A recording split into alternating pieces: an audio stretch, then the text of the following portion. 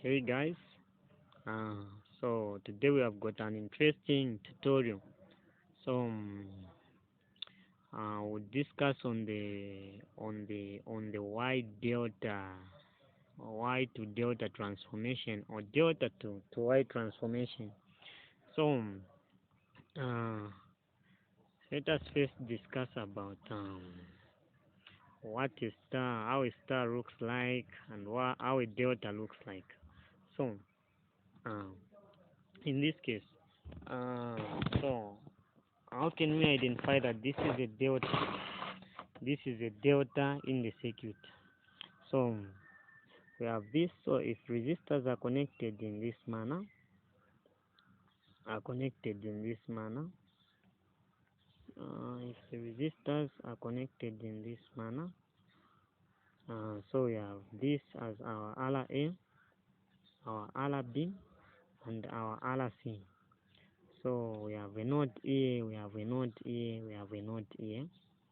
So this is as good as saying we have a delta. We have a delta. Then, if resistors are arranged in this manner in a circuit, um, resistors are arranged in this manner in a circuit. Here is a single point of contact, which is the single node. So we have this as our R1. Okay, let me say this R2, then R1, then we have R3.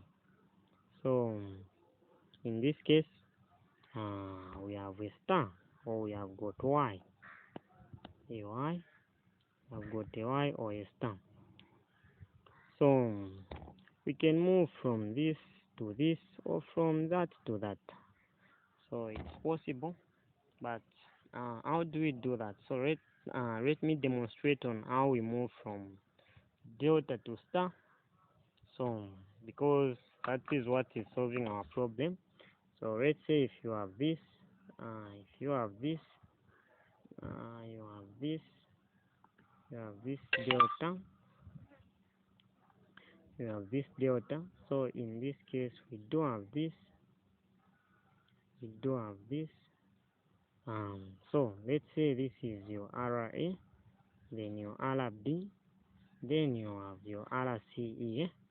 So in this case, we say this is your R1.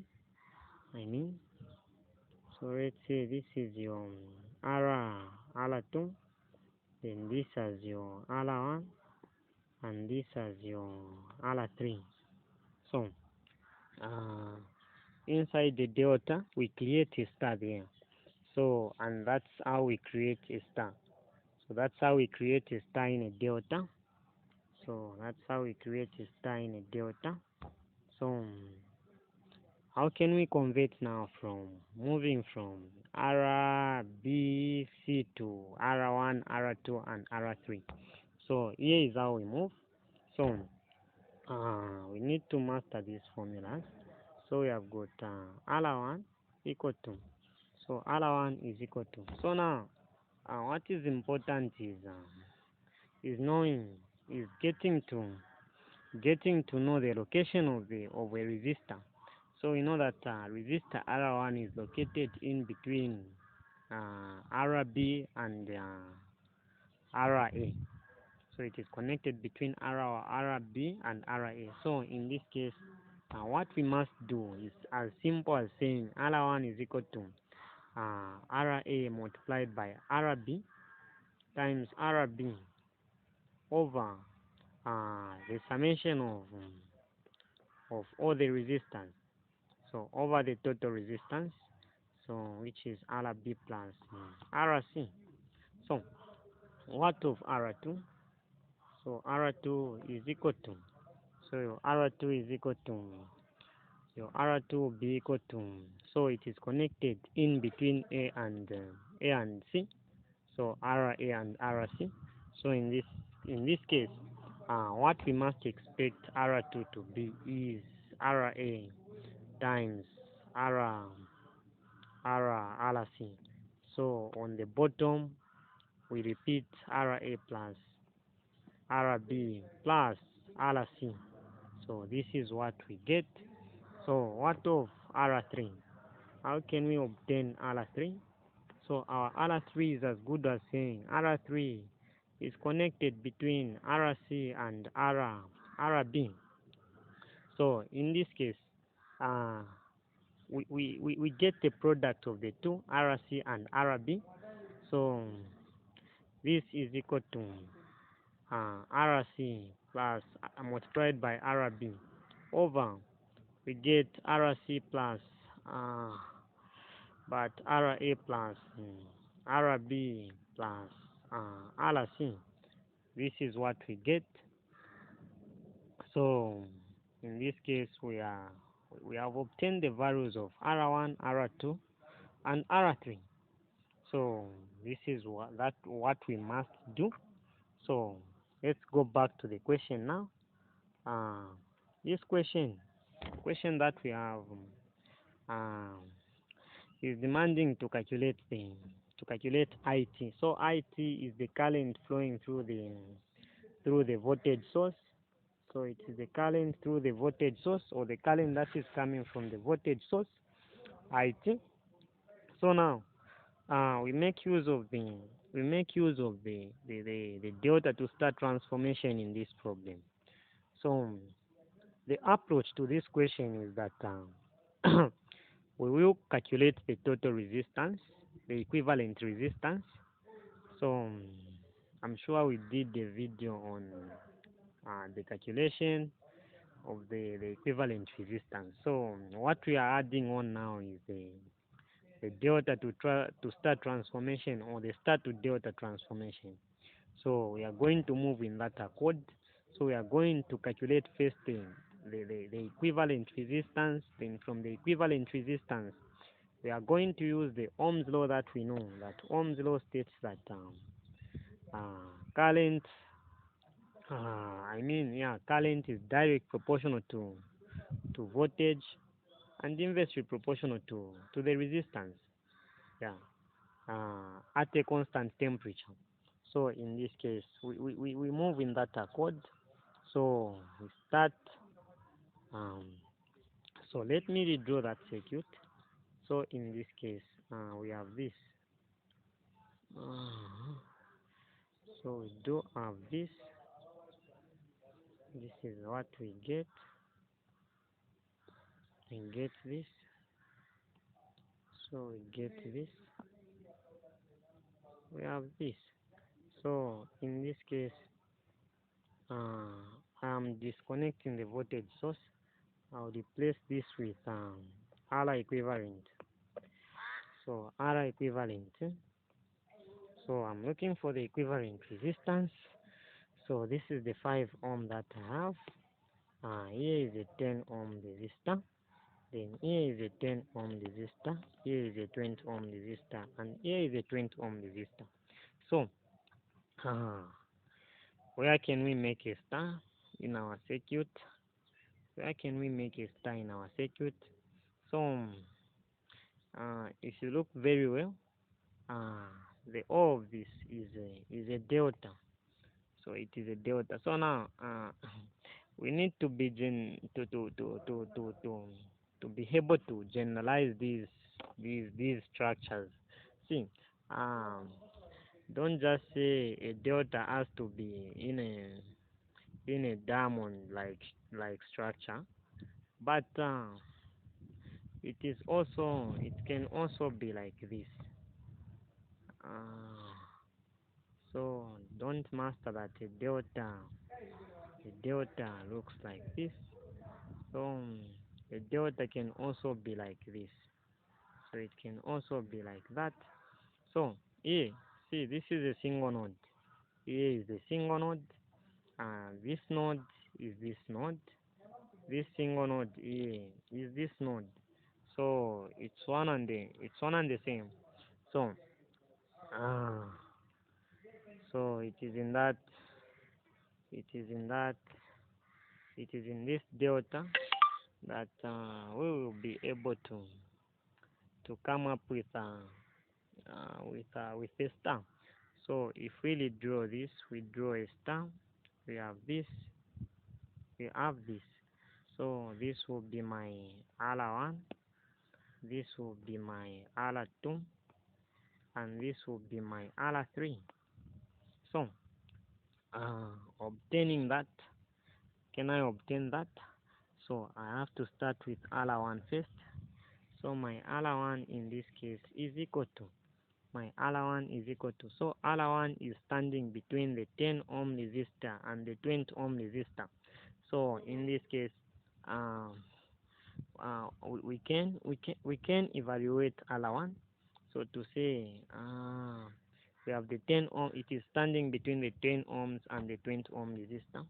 So in this case, we do have 20 times 10 over 20 plus 10 plus uh, plus uh, plus plus 20. We have this 20. So plus 20. So our R1 in this case is equal to, so we do have 20 times 10 divided by what is the total resistance. So the total resistance at the bottom. So I'll save this because I'll not keep on lighting this. So we have 20 plus 10 plus 20. So we have a 50 ohm resistor. The total resistance is 50. So I will not keep on lighting this because it will just be repeating. Yeah. So we have got a 200 on top, divide 50. So we have the 4 ohms as our R1. So what of our R2? So our R2 is as good as saying R2 is equal to, so R2, so R2 is standing between, so the R2 is standing between the 20 and the 10 again. So in this case we say so it is standing between 10 and 20. So even R2, I'll light it from here. R2 is equal to R1, which is equal to 4 ohms resistance. So here I'll write, here I will write R3. So what of my R3? So my R3, we have my R3 is standing between 20 and 20. So our R3 in this case we get, so it is 20 times 20 over what is the total resistance down there. So our total resistance is 50. So in this case we get over 50.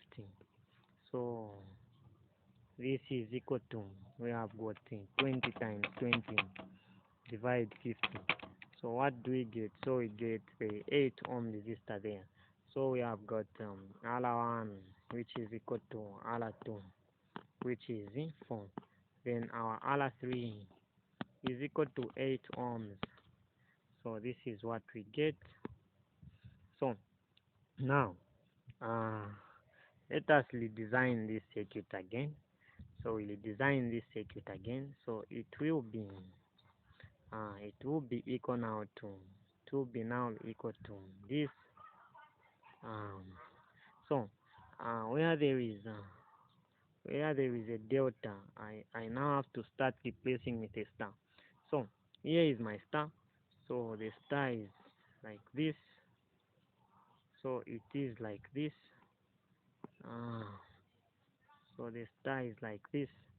So in this case we get we have so this was my R1, which was equal to not light it as R1, this will consume more space. So R1 is equal to 4. So R1 is equal to 4.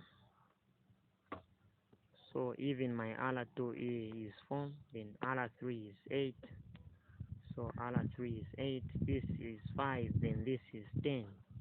So we are still calculating R equivalent. We are still calculating the R equivalent there. So in this case, take note of this. Take note that the 5 ohm resistor and the 8 ohm resistor, these two are in series.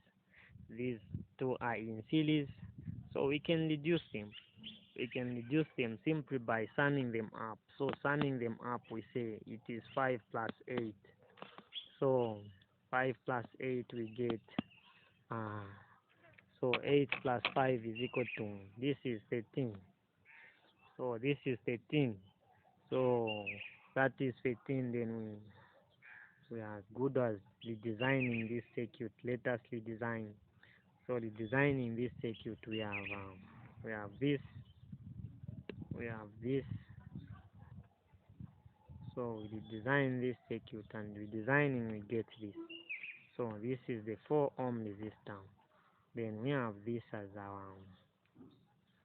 our 13 ohm resistor. So the 13 ohm resistor will be on top here. Then here we still have the 10 ohm resistor. So we are still calculating the equivalent resistance.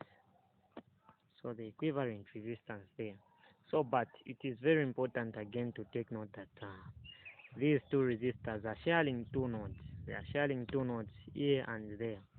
And in the previous video, in discussing the the equivalent resistance, we say these two resistors are sharing two nodes, or in other words, if their terminals, their two terminals are connected to the same nodes, it means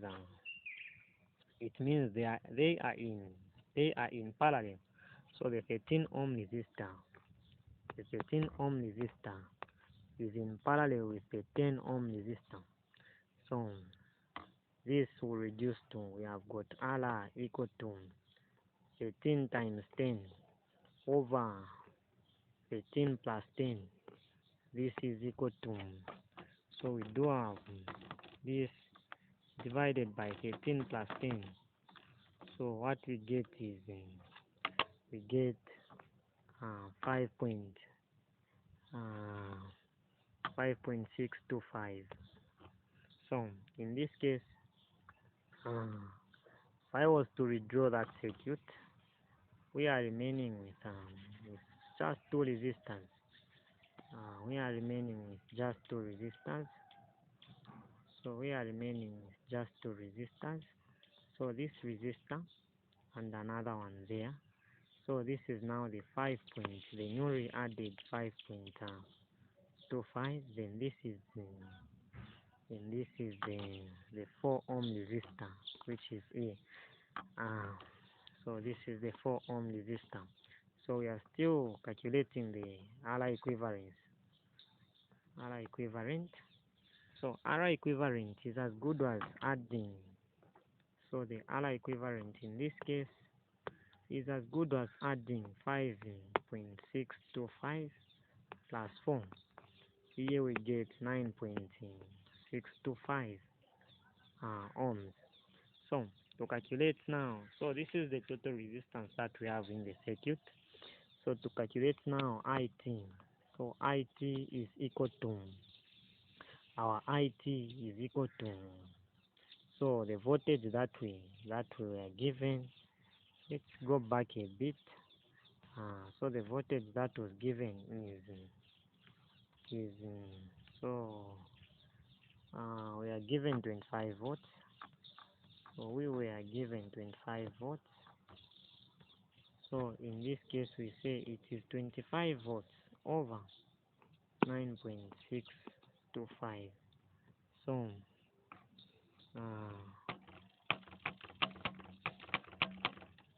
we get, so we are getting, 2.597 amps.